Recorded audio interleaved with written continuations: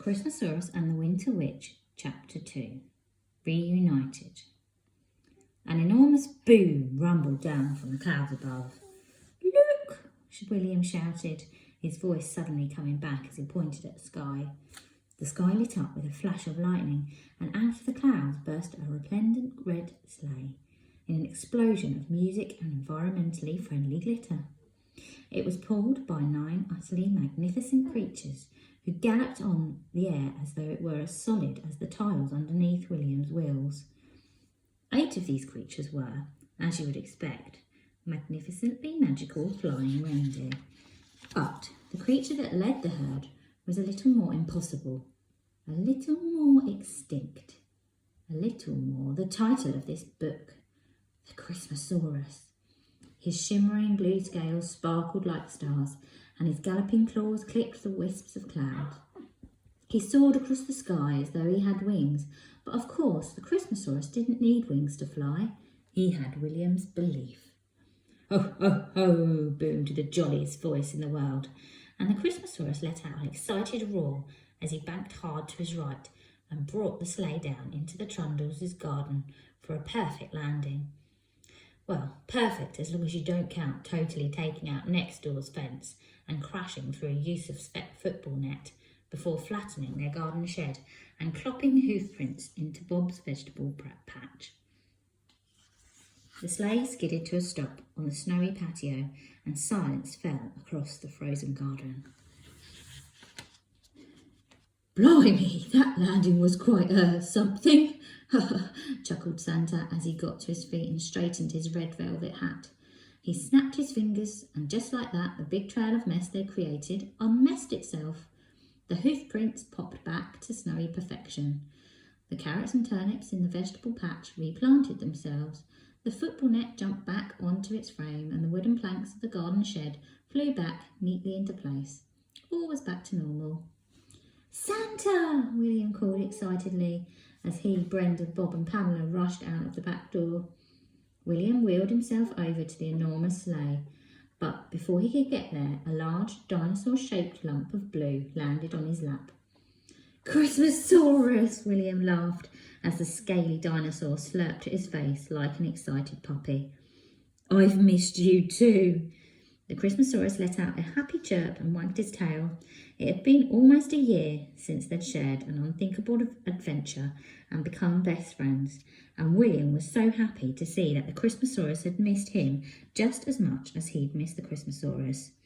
"William Trundle," Santa interrupted with a jolly smile as he nimbly slid down the bonnet of his sleigh and then performed a fancy forward roll across the patio. For such a large man, Santa was very athletic. "Christmas crackers, you've grown up since last year, William. Must be all the sprouts your father is feeding you, eh, Bobble? Bring it in for a hug, you old chestnut. And of course, I remember you, Pamela Pay. Looking a little jollier this year, I must say. And where's that ex-naughty Lister? There she is. Blinking baubles, Brenda, that is a bright cardigan. Wonderful to see you all looking so together," Santa said, barely taking a breath as he greeted them all excitedly. Bob stood gawping at the magical sight in front of him with teardrops sparkling in his eyes. Good to see you again, Santa," he spluttered, and Pamela quickly put her arm round him, helping snap him back into the moment. William went over to Santa and wrapped his arms round his fantastic belly, which indeed shook when he laughed, but was more like a bowl full of thick custard than jelly.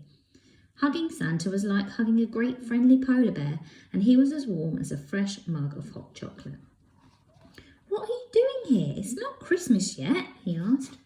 "William, that's no way to greet his merriness," Brenda said in a strange voice that sounded like she was doing a bad impression of the Queen. "How marvellous to make your acquaintance once again, Mr. Claus," she added, curtsying low so that her curly hair brushed the snow. "Why are you talking like that?" William asked.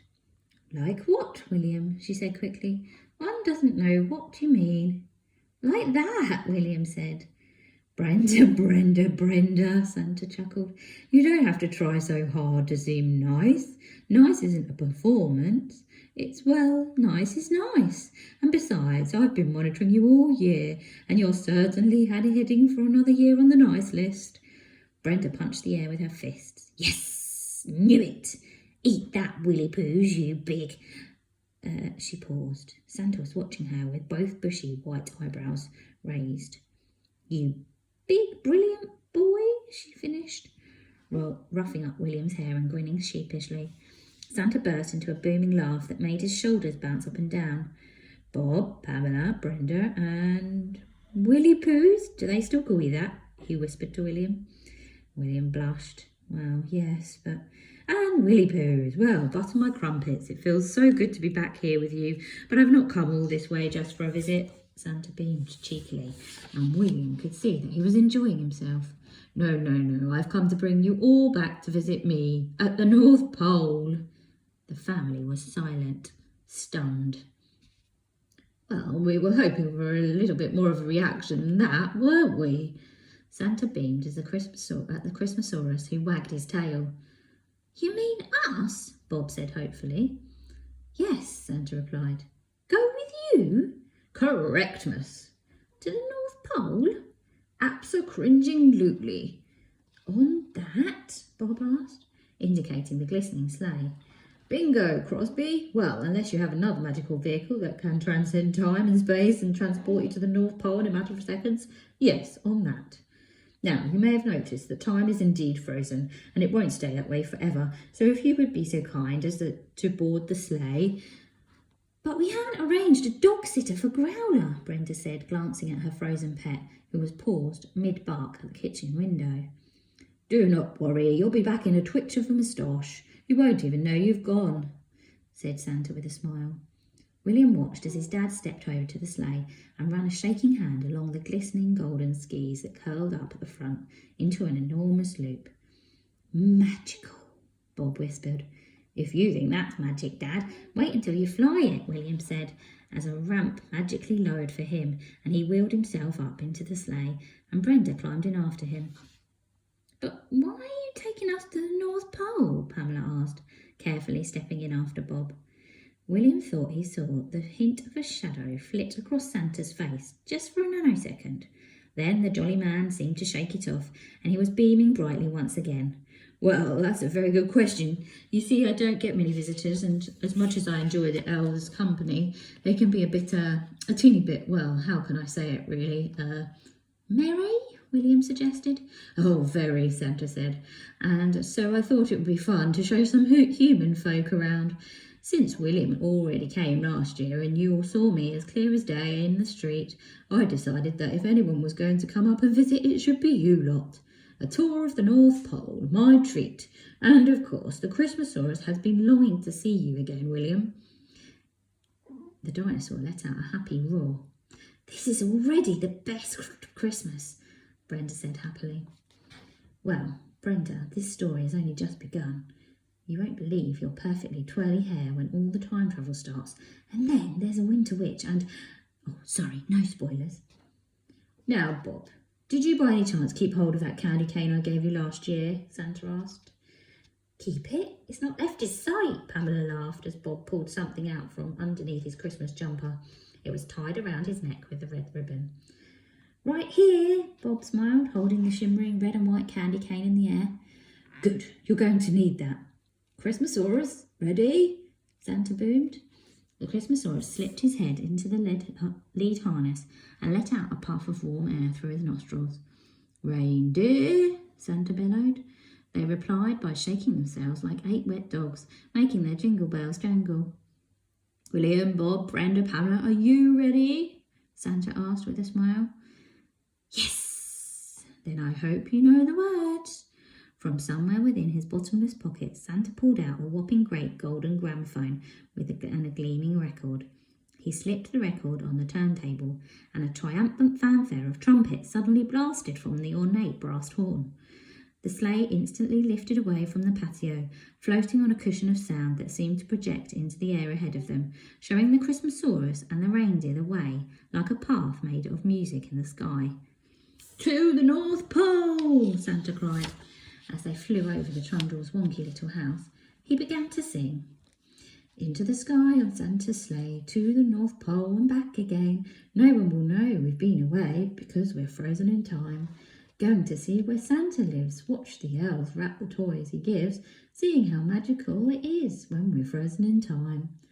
We're flying! We're actually flying! Bob screamed, unable to contain his excitement any longer, which only seemed to lift the sleigh higher.